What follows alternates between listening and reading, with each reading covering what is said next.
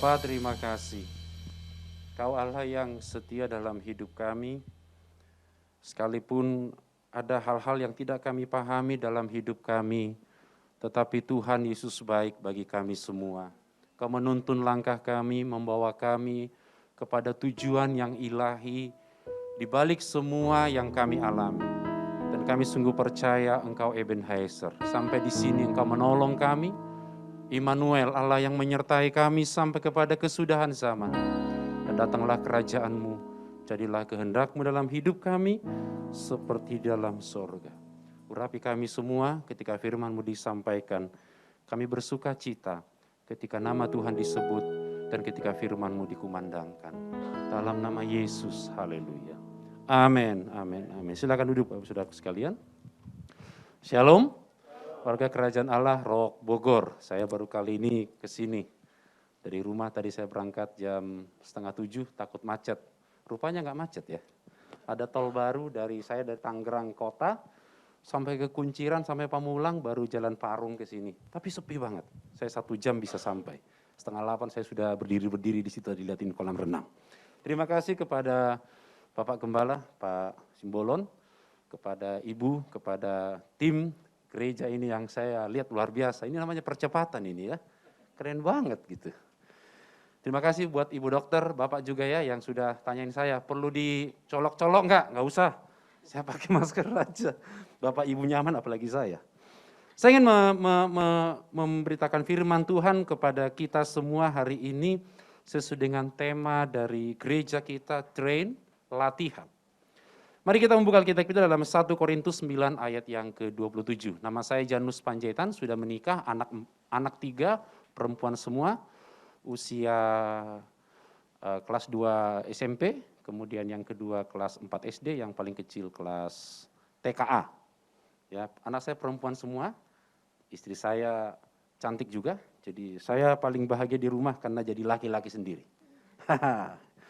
Orang Batak asli saya, ada orang Batak di sini? Ini bukan kesukuan, mau tanya doang. Namanya orang Batak itu dimanapun, oh Pak Bapak udah pastilah. Orang Batak itu walaupun nggak semarga, tapi kalau di perantauan jadi saudara gitu loh. Apalagi kalau kita ini warga kerajaan Allah, lebih klop lagi gitu ya. 1 Korintus 9 ayat yang ke-27, tetapi aku melatih tubuhku dan menguasainya seluruhnya, supaya sesudah memberitakan Injil kepada orang lain, jangan aku sendiri ditolak. Ayat yang kita baca ini adalah pernyataan seorang rasul besar, namanya Rasul Paulus. Kata melatih di teks Alkitab ini sebenarnya lebih kepada menaklukkan atau mengalahkan. Ya, hupobiazo itu menaruh di bawah. Ya maafkan saya dosen, kata Pak Gembala begitu, jadi agak mengajar dikit ya. Kalau Bapak Ibu Gembala Saudara kan lebih kepada karunia kenabian penggembalaan. Kalau saya ini suka dengan yang namanya pengajaran. Nah kemudian kata menguasai, kalau kedengar kata doulos, ya, doulo gageo, itu berarti menjadikannya hamba. Jadi ketika Paulus mengatakan ini, dia sedang berkata seperti ini, aku menaklukkan tubuhku dan menjadikannya hamba, supaya ketika aku memberitakan Injil kepada orang lain, jangan aku sendiri ditolak. Bukan Tuhan yang nolak, kalau konteks ayat itu bukan Tuhan. Tapi orang-orang yang dengar, tidak jadi batu sandungan, itu maksudnya. Nah, saudaraku sekalian, ketika kita mengkaitkan teks ini dengan tema bulanan kita, train, latihan, percayalah, Tuhan itu Bapa yang baik, amin. Dia melatih kita setiap saat. Dia itu Bapa kita dan kita adalah anak-anaknya. Dia terus melatih kita sampai kita bisa menaklukkan kedagingan kita dan menjadi serupa seperti Tuhan. Jadi jangan bilang Tuhan itu enggak bersama dengan saya ya. Tuhannya di mana? Ini saya lagi kesulitan, lagi berat, bebannya luar biasa, enggak tahu mau ngapain ke depan. Tapi percayalah, kadangkala karena kita terlalu fokus dengan masalah, tidak bisa rasa kehadiran Tuhan. Betul? Terlalu kita rasa sakit. Sakit ini yang kita ingat. kehadiran Tuhannya tidak kita rasa. Salah satu teknik dalam kesembuhan jiwa kan kayak gitu. Ketika kamu disakiti, kamu trauma, kamu bisa bayangkan gak Tuhannya di mana? Iya, aku tahu Tuhan ada di situ, cuma aku terlalu sakit. Nah, sekarang pindahkan fokus kita ke kehadiran Tuhannya. Nah, kalau kita berbicara tentang berlatih, olahraga seperti gambar saya itu, orang dia berlari, latihan. Ada rasa sakitnya. Ya. Ada rasa sakitnya, capek. Mungkin ada cedera otot sedikit. Mungkin dia harus bayar harga. Dia harus ambil waktu khusus berlatih. Tetapi di balik itu dia juga punya niat menyembuhkan diri sendiri. Jadi ketika kita berbicara tentang berlatih, kita ngalamin kesakitan. Ketika kita tidak dihargai orang, tidak dihargai oleh pemimpin, kita rasa sakit loh. Saya pernah ngalamin itu. Saya lapor ke Pak Roni saya lagi ngalamin ini. Pak Roni bacakan saya doa, Mazmur 23. Dan dia coba kasih saya sebuah nasihat, agar saya tidak terus-menerus sakit hati dengan pemimpin saya. Saya harus move on ke sini. Di mana saya harus jadikan kesakitan yang di situ jadi sebuah alat, jadi sebuah latihan saya untuk makin cepat maju. Amin. Ketika engkau mengalami kekurangan di sini, Tuhan, saya sudah berdoa, sudah puasa, sudah meler-meler hidung saya karena banyaknya air mata atau mungkin ingus yang keluar karena doa. Tapi kok Tuhan gak jawab saya? Hei, hari ini jadikan pengalaman-pengalaman yang tanda petik tidak didengar doa kita, pindah ke area ini. Jadikan itu sebuah latihan, engkau menyembuhkan dirimu dan percaya. Tuhan sanggup membuka pintu-pintu sorga. Terobosan-terobosan yang baru. Jadi latihan kayak gitu. Kalau ada orang yang atletik, berlari, dia latihan terus lemes, ya gak bakal bisa juara. Mungkin dia baru 50, jarak pendek, jarak 100 meter gitu ya. Di meter yang ke-60 dia sudah lemes, ya gak bakal maju, gak bakal berhasil. Jadi ingatlah, kalau Tuhan izinkan kita disakiti, jadikan itu sebuah latihan bagi kita untuk melepaskan pengampunan. Latihan. Dan banyak orang tidak mau maju, banyak stuck di area yang sakitnya. Padahal Tuhan kasih kamu kemampuan untuk kau bisa menyembuhkan diri sendiri. Amin. Target dari latihan kita adalah keserupaan seperti Kristus. Keserupaan seperti Raja kita. Keserupaan seperti yang Dia mau, kehendaknya dalam kehidupan kita. Saya ingin mengajar kita hari ini dalam sebuah kisah dalam Ulangan pasal yang pertama ayat 20 sampai 33. Saya pindah ke sini dulu. Kemudian kita berangkat dari Horeb dan berjalan melalui segenap padang gurun yang besar dan dahsyat yang telah kamu lihat itu ke arah pegunungan orang Amori. Seperti yang diperintahkan kepada kita oleh Tuhan Allah kita, lalu kita sampai ke Kades Barnea. Ketika itu aku berkata kepadamu, kamu sudah sampai ke pegunungan orang Amori yang diberikan kepada kita oleh Tuhan Allah kita. Catat, janji Tuhan, tanah Kanaan itu sudah diberikan. Ya, sudah diberikan. Itu tolong diingat. Ketahuilah Tuhan Allahmu telah menyerahkan, diulang lagi, menyerahkan negeri itu kepadamu. Majulah, dudukilah, seperti yang difirmankan kepadamu oleh Tuhan Allah nenek moyangmu, janganlah takut dan janganlah patah hati. Ya, jadi ketika mereka sampai di tanah Kanaan, mereka sudah lihat. Kalau kita baca teksnya di versi sebelum-sebelumnya di kitab Keluaran, ada orang-orang yang tinggal di situ. Orang-orang Het, orang-orang Gewis, 5 bangsa besar orang Kanaan. Tapi dari satu sisi, tanah itu tanah yang menjanjikan. Prospeknya cerah di masa depan. Karena ketika para pengintai itu membawa buah-buahan hasil dari negeri itu besar-besar, begitu kan? Luar biasa suburnya. Ayat yang ke-22. Next bro. Lalu kamu sekali mendekati aku dan berkata, marilah kita menyuruh beberapa orang mendahului kita untuk menyelidiki negeri itu bagi kita dan membawa kabar kepada kita tentang jalan yang akan kita lalui dan tentang kota-kota yang kita datangi. Hal itu kupandang baik. Jadi aku memilih daripadamu 12 orang, dari tiap-tiap suku seorang. Musa mengangkat 12 pengintai, bukan orang biasa, tapi level pemimpin. Ya, orang-orang yang tahu tentang hukum-hukum Tuhan. Mereka pergi dan berjalan ke arah pegunungan, lalu sampai ke lembah Eskol, kemudian menyelidiki negeri itu. Maka mereka mengambil buah-buahan negeri itu, dan membawanya kepada kita. Pula mereka membawa kabar kepada kita, demikian. Negeri yang diberikan Tuhan Allah kita, kepada kita itu baik. Next. Tetapi kamu tidak mau berjalan ke sana. Kamu menentang titah Tuhan Allahmu. Kamu menggerutu di dalam kemahmu serta berkata, karena Tuhan membenci kita, maka membawa kita keluar dari tanah Mesir untuk menyerahkan kita ke dalam tangan orang Amori supaya dimusnahkan. Kemana pula kita maju, saudara-saudara kita telah membuat hati kita tawar. Jadi ketika yang 12 orang itu memberitahukan keadaan negeri Kanaan, negeri orang Amori, kepada orang-orang Israel, 2 orang positif beritanya. Kalau zaman now kan orang pengen negatif kan. Positif beritanya, wow, pasti bisa, kita bisa kalahkan mereka. Yang 10, jangan, baik sih negeri itu, keren Bo, lu tanam tongkat jadi berbuah besoknya. Kayu lo tancep, itu langsung jadi. Saking tanahnya subur. Tetapi please ya, mikir-mikir lagi deh. Itu orang-orang di sana raksasa-raksasa bro. Gua lihat aja gua ngibrit, kata orang Jakarta. Gua gak kuat lihat tampangnya serem-serem. Udah deh, kita mikir-mikir. Jangan ke situ. Sehingga bangsa itu tawar hati.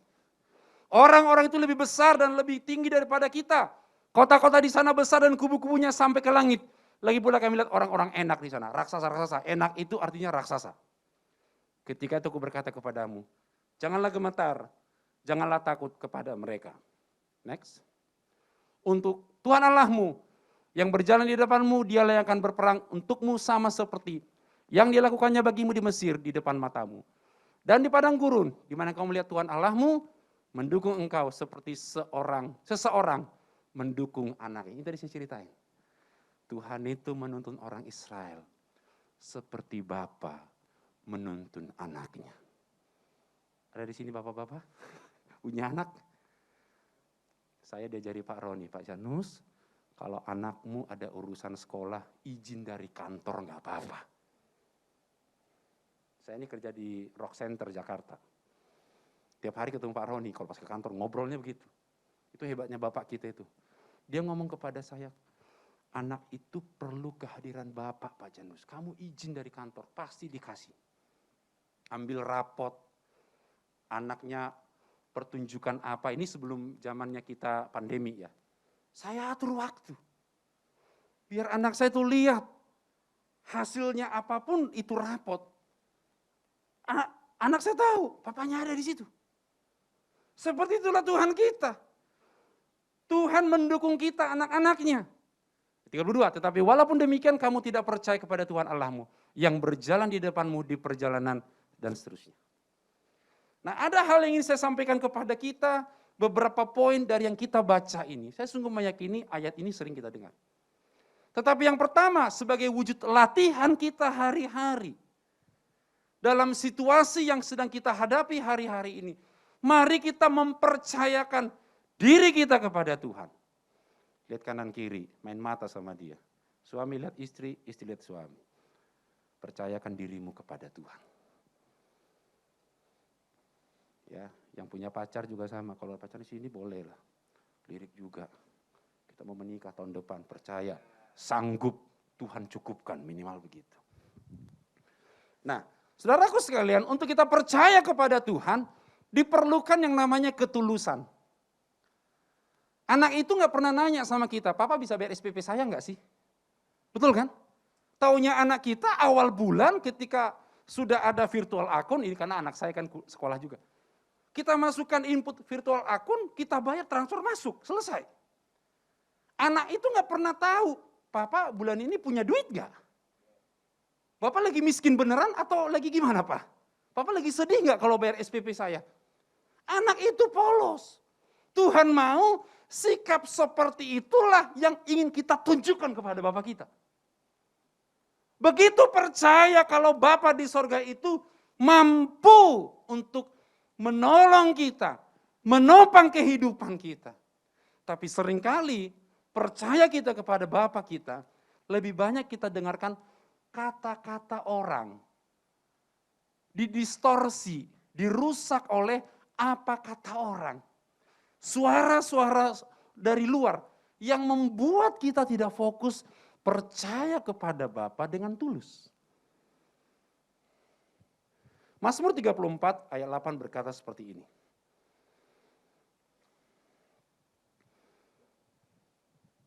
Kecaplah dan lihatlah betapa baiknya Tuhan itu. Berbahagialah orang yang berlindung padanya. Seringkali kita merasa bahwa kita mau lihat dulu, baru tahu rasanya. Baru bisa tahu, bisa ukur rasanya, bisa tebak. Tapi Tuhan kita enggak. Kamu rasain dulu, baru lihat. Nah, ketika kita kembali kepada apa yang Tuhan mau, maka kita akan belajar sungguh-sungguh bahwa sesungguhnya kita perlu begitu percaya dengan ketulusan hati, dengan polos di hadapan Tuhan. Tuhan gak pernah merancangkan yang buruk-buruk bagi kita, percaya deh. Saya ikut keluarga rock sudah 7 tahun. Ya, kalau dulu saya orang Pentakosta asli, bapak saya gembala GPDI. Saya besar, mohon maaf nih bahasa saya karena anak pendeta. Saya besar karena persembahan. Karena perpuluhan jemaat. Saya ngerti banget, bapak saya melayani di kampung itu kayak apa. Di kampung saya itu jemaat kan pada miara babi ya. Jadi kalau babinya beranak 10, satu untuk pendeta. Iya benar, itu di kampung. Mereka punya hasil kebun, nanti diantar ke rumah saya. Secara makanan, tidak pernah kurang. Tapi hepeng, nggak ada. Tapi saya harus mengatakan, saya dari SD, sampai sekarang, bukannya sombong. Saya dari SD, sampai sekarang saya ngambil program doktor. Saya nggak pernah bayar sekolah saya. Bapak saya nggak pernah bayar. Saya mau kasih tahu, Tuhan pelihara saya. Saya menikahi suku dari orang China, dari Jember istri saya. Menikah pun itu empot-empotan, namanya kita merantau, orang-orang Batak, kayak saya merantau itu modal dengkul. Ikut sama gembala, jadi anak yang baik, taat kepada gembala. Tiba-tiba, kapan kamu menikah? Ya, rencana sih tahun depan om. Ya udah, gak apa-apa, gak usah pikirin biaya. Jemaat pada ngumpulin. Ada yang bawa telur bulat, ada yang bawa beras, ada yang bawa ayam. Jadi pernikahan. Makanya saya bilang, saya dari waktu SD sekolah, sampai sekarang saya lagi belajar lagi, saya nggak pernah keluarkan biaya untuk sekolah. Kenapa? Saya percaya Tuhan itu buka jalan kalau itu kehendaknya. Masalahnya kita lebih sering dengar apa kata orang tentang kita. Ketika kita melangkah, Tuhan sediakan. Masalahnya kita mikir-mikir, bagaimana ini bisa mungkin terjadi? Dan itu yang diajarkan oleh Pak Roni, Pak Arifin kepada saya. Saya jadi gak enak sama senior. Saya lanjut. 2 Korintus 5 ayat 7 berkata, sebab hidup kami ini adalah hidup karena percaya, bukan karena melihat. Next bro, ada slide itu. Sesudah ayat-ayat ini tadi, terus aja sampai selesai. Nah ini, next. Nah ini dia. Sebab hidup kami adalah hidup karena percaya, bukan karena melihat. Kecaplah dan lihatlah betapa baiknya Tuhan itu. Kadang kita rasa dulu, baru tahu Tuhan itu baik. Gak mikir-mikir dulu, gimana ya, bisa gak ya? Kenapa? Tuhan minta kita percaya kepada Dia. Polos, total, apa adanya. Nah saya ingat cerita, ini sering dikhotbahkan para pendeta sebagai ilustrasi kepolosan ya. Ada pertunjukan sirkus oleh seorang pemain sirkus. Dia bisa jalan di atas seutas tali dari satu bukit ini ke bukit yang sini jalan dengan sebuah tali, begini. Dia nanya sama orang-orang yang nonton, kalian percaya nggak? Saya bisa jalan dari sini ke sana di atas sebuah tali. Percaya Pak, Bapak pasti bisa, Bapak orang hebat, sakti. Jalan dia. Sampai di sini nanya lagi, ada orang sini yang nonton. Gimana, kalian percaya aku bisa balik ke sana? Oh bisa Pak, pasti Bapak bisa lah, tiap hari Bapak begitu. Sampai sini lagi. Kalian percaya nggak? Kalau saya jalan dari sini, sampai ke sana, sambil gendong anak atau gendong orang yang diantara kalian. Ada yang mau? Diam semua. Mikir lama, waduh resiko. Oh ya, janganlah, saya asuransi belum lunas ini, belum bayar-bayar asuransi. Bahaya. Tiba-tiba seorang anak muda bilang, saya mau Pak, saya mau. Hah, semua orang tepuk tangan. Tepuk tangannya makin lama makin hilang. Karena jantung makin kenceng, berdetak. Takut ini orang beneran gak selamat. Bapak ini gendong seorang anak. Ditaruh di pundak, bapaknya mulai jalan. Sampai di ujung sana, berhasil. Semua tiba-tiba datanglah salah seorang jemaat penatua di Rock Bogor. Nanya itu anak, bro, lu serius? Tadi itu lu doanya gimana? Kok lu yakin banget itu bisa digendong tuh bapak dan lu selamat? Lu puasa berapa lama bro? Gue gak usah puasa Pak, gak usah nangis-nangis sama Tuhan. Ya aku percayalah, bapak gua itu. Coba kita berpikir sebuah paradigma yang baru tentang cerita saya ini. Yesus mengatakan, janganlah kamu khawatir akan hari esok. Dia ngomong gitu kan? Karena hari besok punya kesusahan sendiri. Kesusahan sehari, cukuplah sehari. Artinya apa? Dia jadi Bapak yang baik. Dia mengajar kita selangkah demi selangkah.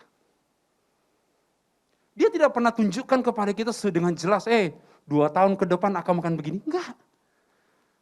Kita itu diajar untuk bergantung sepenuhnya kepada Tuhan. Untuk mengikuti instruksi Tuhan dengan tegas, dengan nangkap, dan dengan taat. Kalau hari ini Tuhan pelihara kita, bersyukurlah. Sekalipun ada riak-riak dalam kehidupan kita yang gak enak, berterima kasihlah. Kalau ada harapanmu yang belum terwujud, ingatlah yang namanya ke puncak, itu kan gak selalu naik nanjak terus. Ada saat kita turun sedikit, betul? Biar mobil kita tuh gak ngap, bisa ganti persneling, kemudian kita bisa langsung naik lagi dengan cepat. Ada saatnya Tuhan menunda doamu. Ada saatnya Tuhan seperti tidak dengar doamu. Ada saatnya atap rumahmu, atap gedung ini ketika engkau doa, kayaknya jadi atap yang tidak bisa tembus doa kita kepada Tuhan. Ingat, itu sebuah tempat kau istirahat untuk mengumpulkan kekuatan, sehingga kau bisa lebih naik dan lebih cepat untuk maju. Yang setuju katakan amin. Saya ada ilustrasi itu bro, bisa ditunjukkan. Ini akibat kalau kita, ini adalah ilustrasi yang baik untuk kita, apapun yang kita lakukan dalam Tuhan, selalu ada komentar. Jadi jangan percaya dengan apa kata orang lah. Ya, kalau itu apalagi itu negatif gitu ya. Ada bapak, nenek-nenek, kakek-kakek punya keledai satu-satunya. Ketika mereka naik berdua, orang bilang, waduh itu kakek nenek gak punya hikmat. Matilah itu keledai. Tapi ketika si neneknya jalan, bapaknya naik di keledai. Aduh kakek, engkau gak sayang istri kek.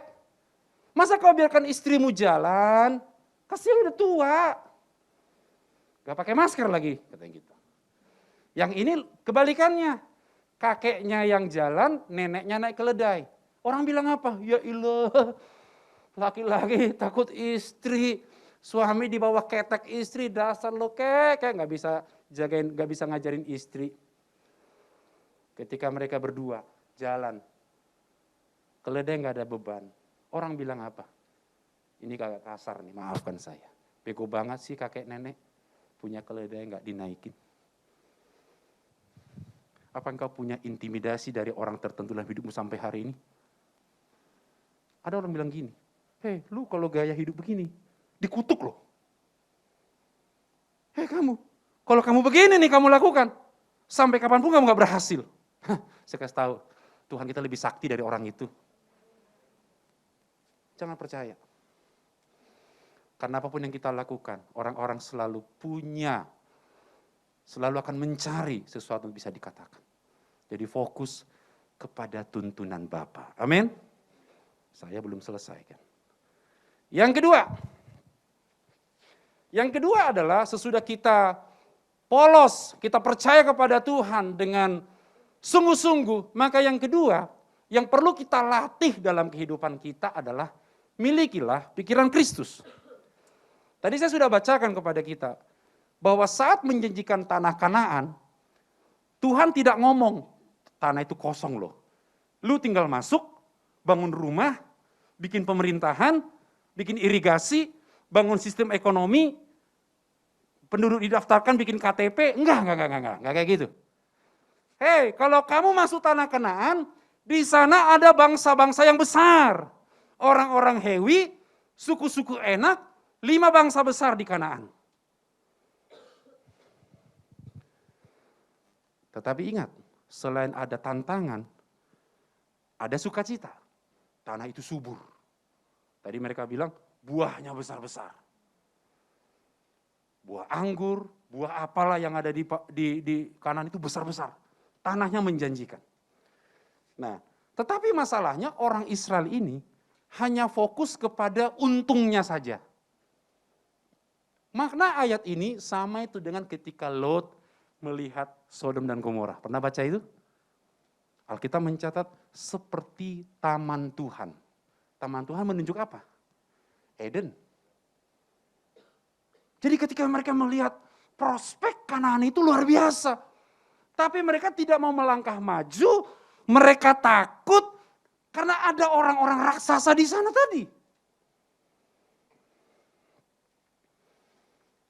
Saya mau kasih tahu kepada kita, kalau ada hal-hal yang belum kita pahami, menjanjikan sih, tapi Tuhan suruh kita ke sana.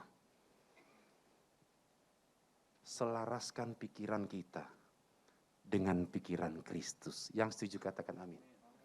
Selaraskan pikiran kita dengan pikiran Kristus. Cari tahu kenapa sesuatu peristiwa itu terjadi dalam kehidupan kita. Apa maknanya? Temukan alasan Tuhan, temukan tujuan Tuhan ketika kita diizinkan mengalami sebuah peristiwa. Maka kita sedang belajar menyelaraskan pikiran kita kepada kehendak Kristus. Saya kasih sebuah ilustrasi kepada kita. Suatu ketika ada seorang yang kaya, sebentar lagi dia udah tahu hidupnya nggak lama. Dia punya 2 anak laki-laki. Orang kaya, punya toko besar. Kemudian dia sudah membuat dengan pengacaranya, dengan kuasa hukum, dia sudah buat sebuah surat warisan. Dia meninggalkan modal, meninggalkan toko dan motor masing-masing anaknya. Dan kemudian ada pesan di sana. Pesan bapak kepada kedua anaknya. Yang pertama, jangan pernah menagih hutang pada orang yang dihutangi. Rahasia sukses menurut bapak. Yang pertama, jangan pernah menagih hutang pada orang yang dihutangi. Yang kedua, kalau kamu naik motor, jangan kena sinar matahari secara langsung. Hanya itu saja suratnya. Gak disebutin, tanah yang di sono punyamu ya nomor 1, terus yang di sono, enggak. Itu nasihat bapaknya sebelum meninggal. Kemudian datanglah mamanya setahun kemudian, lihat hasil dari kedua anaknya. Anak yang pertama, kondisinya parah bener. Mamanya lihat anaknya kok sekarang kurus, orang tua kan gitu ya.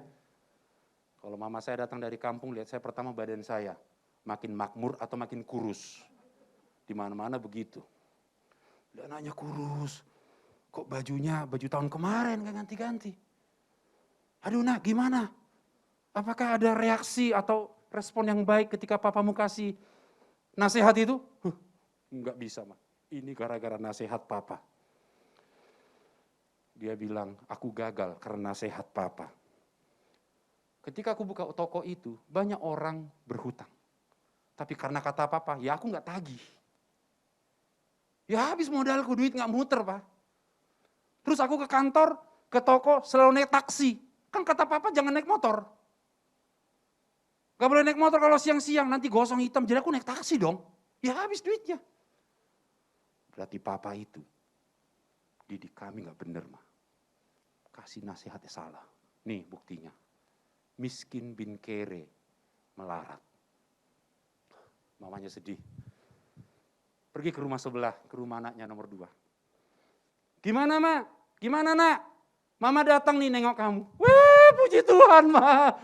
Papa itu betul-betul loh kasih nasihat yang bagus untuk saya. Saya berhasil. Tuh lihat, Ma. Alphard, Mercy, bla bla bla bla. Nih, Ma, surat ini kita. Aset-aset tuh banyak loh, Ma, sekarang. Dulu kan papa cuma 3, sekarang 12, Pak. Nih, berhasil. Loh, kok bisa? Dia bilang apa? Ketika papa ngomong jangan ambil, jangan tagih utang. Sejak saat itu orang nggak boleh pakai utang beli barang, kontan semua. Jadi cash flow kita bagus, mah. Papa bilang kalau naik motor jangan kena matahari secara langsung. Saya nggak mau. Saya bangun pagi-pagi, buka toko naik motor, kan matahari belum ada. Terus sore-sore udah malam baru saya tutup toko, mah. Artinya pelanggan di pagi-pagi subuh-subuh sama malam-malam ada juga rupanya marketnya, mah. Jadi mereka yang pulang kerja, toko sebelah udah tutup, kita masih buka. Pelanggan kita banyak, mah. Nah, dari cerita saya ini, Bapak Ibu nangkap pola pikir. Kenapa orang baca firman, yang satu berubah, yang satu enggak? Kenapa orang dengar khotbah, yang satu diberkati, yang di sini pulang bersungut-sungut? Itu pendeta. Kayaknya itu khotbah untuk saya itu. Jangan undang lagi lah Pak Pendeta. Si Panjaitan itu. Orang Batak lagi mirip Bapak. Khotbahnya nggak enak, nembak-nembak saya terus. Tapi yang di sini bilang, Pak Pendeta, jadwal Pak Janus kapan lagi? Ini promosi biar diundang lagi ya Pak ya? Enggak Pak. Saya bulan Juli datang lagi kok, Bapak udah kasih tahu saya kok. Kapan lagi jadwal Bapak itu? Kenapa? Aku diberkati Pak. Rupanya disampaikan oleh hamba itu benar. Saya mau terapkan dalam hidup saya mau berubah, dan biar makin Tuhan berkenan dalam kehidupan saya. Bisa dibedakan? Miliki pikiran Kristus. Saya mau cepat-cepat. Ada lagi sih penjelasan ini, tapi nggak usah. Kita ibadah boleh lama. Yang ketiga, berani mengambil resiko. Orang Israel berpikir bahwa tanah Kanaan itu kosong. Karena tadi pola pikirnya. Tidak berani berhadapan dengan penduduk asli Kanaan. Padahal sejarah mencatat nenek-nenek moyang mereka. Atau yang generasi sesudahnya, Abraham, pasal 12 Kejadian. Abraham, pergilah dari negeri ini ke sebuah negeri yang akan aku tunjukkan kepadamu. Tidak disebut, pergilah ke Bogor. Ke tempat Rock Bogor. Enggak. Saya tadi ketika dikasih Pak Happy, kemarin Sherlock ke tempat ini, saya percaya dengan GPS saya. Saya nggak bilang, dasar GPS ini salah nyalain. Ini kan ada tol nih di atas nih. Wah ini salah nih. Enggak, saya percaya. Dan tiba sampai di sini dengan selamat. Ketika Tuhan kasih kita petunjuk, kita kasih sebuah arahan, harusnya percaya. Amin. Sadrak, Mesak, Abednego. Yang tidak menyembah patung ini, kata Nebukadnezar, engkau akan mati. Risikonya apa? Masuk dalam perapian, betul kan? Ketika Daniel yang memanggil nama Tuhannya selama beberapa hari ke depan, dia harus masukkan ke gua singa. Betulkah dia masukkan ke gua singa? Betul. Ada risiko. Jadi saya mau kasih tahu kepada kita, saudara-saudara sekalian, bahwa ketika kita berani mengambil risiko, kita sedang berada memindahkan kenyamanan kita, zona nyaman kita, kepada sebuah kehendak Tuhan yang penuh dengan tantangan. Tolong tunjukkan bro, saya ada kutip sebuah pernyataan saya. Pengalaman iman seseorang sangat menentukan sikap dan kualitas. Orang yang telah mengalami jamahan tangan Tuhan akan menjadi orang yang memiliki iman yang tangguh, sekalipun risiko besar akan dihadapi. Melihat Bapak Ibu ini sih saya lihat ini orang-orang yang sudah lama mengikut Tuhan sebenarnya. Kelihatannya ya, dari wajah-wajahnya saya bisa tahu lah. Ini orang-orang yang sudah paham tentang aturan, tentang firman Tuhan, tentang semua segala sesuatu. Mungkin di atas kita udah 10 tahun lebih ngikut Tuhan rata-rata ya. Tapi saya mau kasih tahu, perjalanan rohanimu tidak boleh berhenti. Ambil resiko kalau Tuhan yang nyuruh. Resiko nggak ditemenin, banyak. Resiko nggak dianggap, apalagi itu. Resiko diomongin, semua dosa kita yang masa lalu disinggung, apalagi. Semua kita ngalamin. Tapi ketika engkau pindah ke sebuah tempat di mana Tuhan suruh engkau ke sana, di sanalah pengenalanmu akan Tuhan naik kepada sebuah dimensi yang baru. Apakah kita tak bisa gagal di area ini? Bisa. Abraham gagal kok. Dia bilang istrinya si Sarah itu saudaranya, betul kan? Di depan Raja Gerar. Apakah sudah tidak tanpa dosa? Enggak, ada dosa, ada kelemahan. Tapi kita belajar mengenal hati Tuhan, sumber kasih karunia. Ketika kita lemah, Dia ampuni kita. Dan Dia angkat kita kembali. Bersukacitalah jika ada orang yang mengingatkan saudara. Ambil risiko dan latih diri kita. Jika ada orang mengingatkan kita dan kita marah, itu nasihat, itu tandanya nasihat itu mengena di hati kita. Saya pernah ditegur oleh gembala saya, di gereja saya yang lama, gereja Pentakosta. Ada orang pemain musik ngambek sama saya, nggak mau berteman sama saya, kalau orang Medan bilang, nggak mau kawanan sama saya. Gara-gara hanya bicara dan dia tersinggung. Dan dia tidak mau lagi melayani, pemain musik kami cuma dia doang yang bisa di area musik itu. Jadi timpanglah pemain musik, dari 3 cuma 2. Saya bilang, saya akan skors itu orang. Kurang ajar gara-gara berantem sama saya kok di pelayanan kok dia tinggalkan. Skors dia, sebulan gak melayani. Terus ketika doa pagi, saya dipanggil oleh ibu gembala saya. Ibu gembala saya kayak bapak model bapak Manungkul dan ibu nih. Kuat dengar suara Tuhan, nah, saya kan gak bisa itu gitu-gitu. Dia bilang gini, Tuhan bicara. Kamu jangan seolah-olah merendah di atas ketinggian. Kamu mencoba merendah di atas puncak gunung. Itu kayak gampar saya. Plong. Plong. Apa yang saya lakukan? Itu hari Senin. Habis di gembala saya ngomong, saya pergi ke sana. Dia belum berangkat kerja, udah mau jalan. Bro, sorry. Saya mau ngomong sesuatu. Saya minta maaf ya. Kalau gara-gara saya, kamu ini tidak nyaman. Saya peluk dia dan dia menangis. Saya belum kuat seperti imannya bro, yang kalau dimarahin itu langsung pulih. Saya tipe orang kalau ngomong itu ya pelan-pelan aja Pak, gak usah bentak-bentak saya. Berarti salahnya di siapa? Hari Tuhan ajari saya. Tuhan ajari saya. Ketika saya merasa saya orang berkuasa, tapi harus membuat dia tersiksa dalam pelayanan dan rohani yang tidak mau bertumbuh gara-gara saya. Itu yang tadi Rasul Paulus bilang.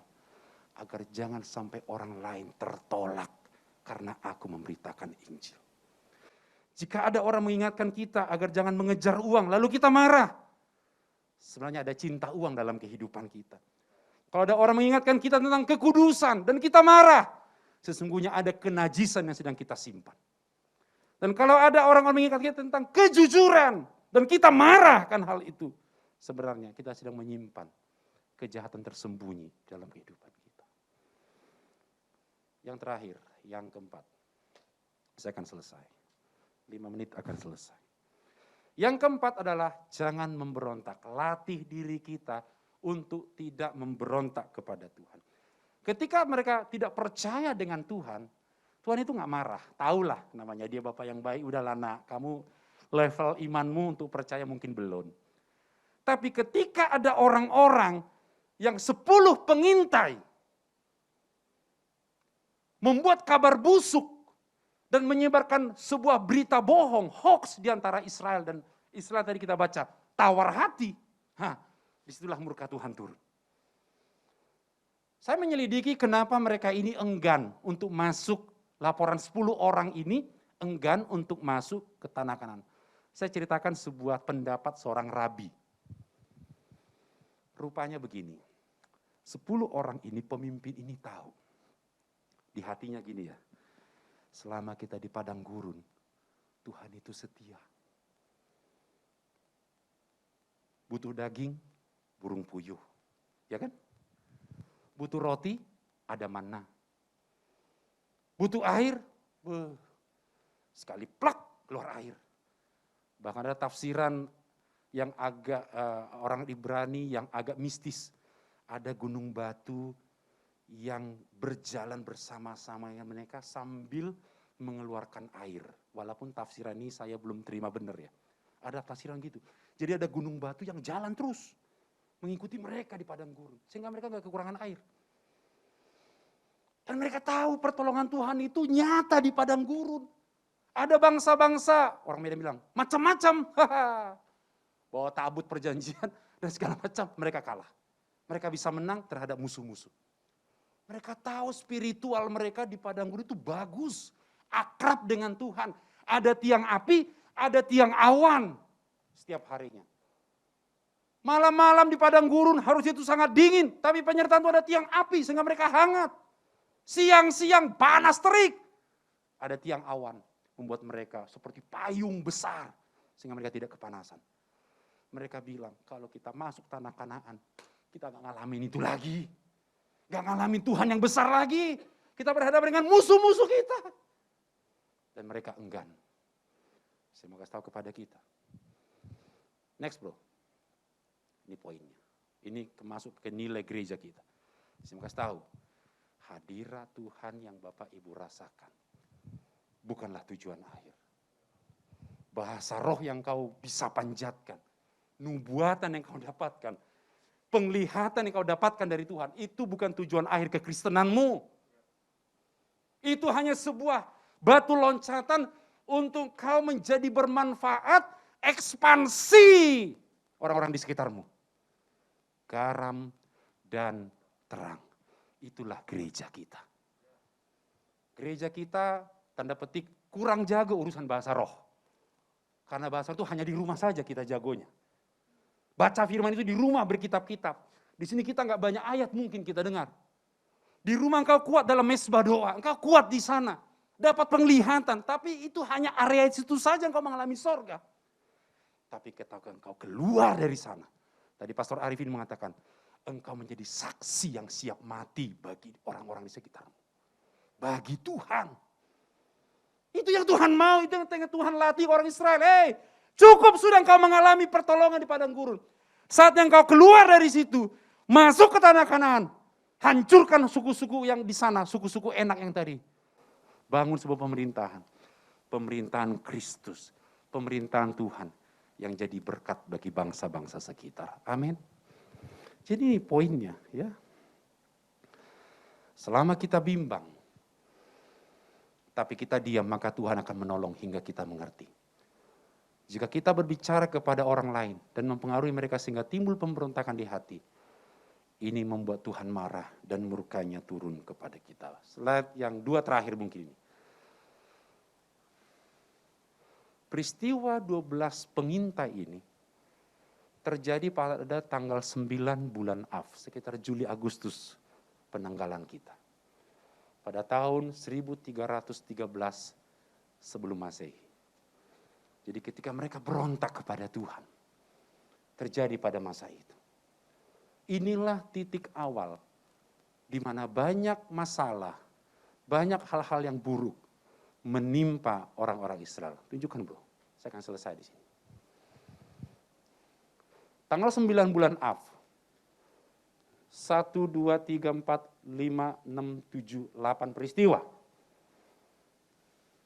423 sebelum Masehi, tentara Babylon menghancurkan bait Allah Salomo. Dosa pemberontakan. 70 Masehi, ini sejarah umum juga ada. Romawi menghancurkan bait Allah kedua. 133 Masehi, orang Yahudi kalah total dari Romawi. 1295 Masehi, perang salib pertama, di mana ribuan orang Yahudi dibantai. 1290 orang Yahudi diusir dari Inggris. 1492 Masehi, orang Yahudi diusir dari Spanyol. 1942 orang Yahudi dipindah dari Warsawa ke kamp pembantaian. Ini terkenal ini ceritain. 2005 orang Yahudi diusir dari Gaza. Kenapa? dosa pemberontakan. Kalau ditanya lagi, kenapa Pak mereka ngalamin berulang-ulang tuh pada tanggal 9 bulan Av? Selalu berulang Pak sejarahnya. Ya cuma satu alasannya, tidak menerima Kristus sebagai Mesias mereka. Itu aja. Saya mau kasih tahu kepada kita hari-hari ini. Apa yang terjadi bagi orang-orang Yahudi seharusnya peringatan bagi mereka. Untuk benar bahwa Yesuslah Mesias yang hidup. Bahwa Yesuslah Raja mereka. Itulah sebabnya saya mau sampaikan kepada kita hari ini bagian yang terakhir. Percayalah kepada Tuhan. Miliki pikiran Kristus. Berani ambil risiko dan jangan memberontak. Latih diri kita di area 4 ini. Jalani hidup kita selangkah demi selangkah. Maka saya sungguh meyakini Tuhan ada bagi kita setiap saat. Sampai kepada titik akhir tadi. Keserupaan seperti Kristus. Yang setuju katakan amin.